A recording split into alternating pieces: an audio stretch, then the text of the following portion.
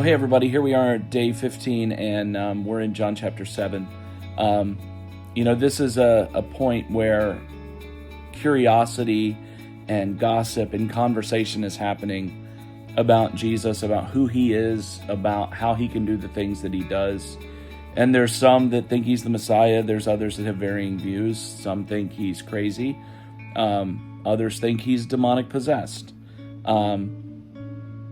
His disciples see great value in him leaving Galilee and going into Judea, which would be closer to Jerusalem. But Jesus knows the time is not yet, and that he has to be careful because the plot is already being put together.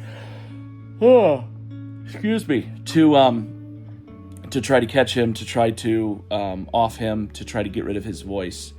And it's interesting because some of what Jesus says here in John chapter 7 reveals why that would be. When you're ever around somebody and, they're not necessarily condemning you, because it's never fun to be around people who are condemning, right? Who make you feel like dirt. Jesus was not that way. He wasn't condemning people. He wasn't like rubbing their face in the dirt saying, how dare you, and I can't believe, and oh my goodness, who would ever, those are the kinds of statements, the kind of conversation where you just, somebody tries to make you feel guilty, tries to pour on shame. And Jesus isn't doing that, but Jesus is proclaiming the truth. And he's saying this is right, this is wrong. And specifically, he's saying it to the world, to people that are listening about behavior, about how to treat one another, about our vertical relationship with God and our horizontal relationship with one another.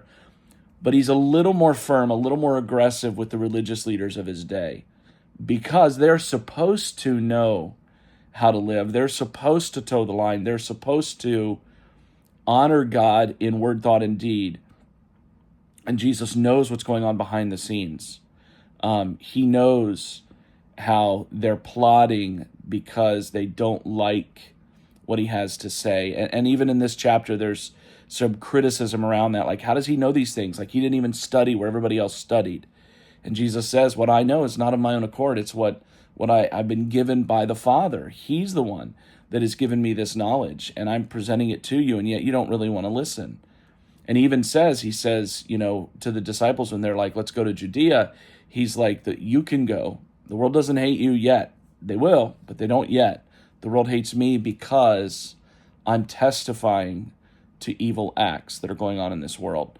Now, that's most direct against the religious leaders, but he's still speaking about right and wrong.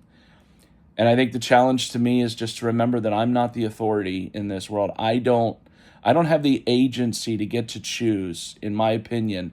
Well, I agree that this is wrong, but I don't know that I agree with God that this is wrong.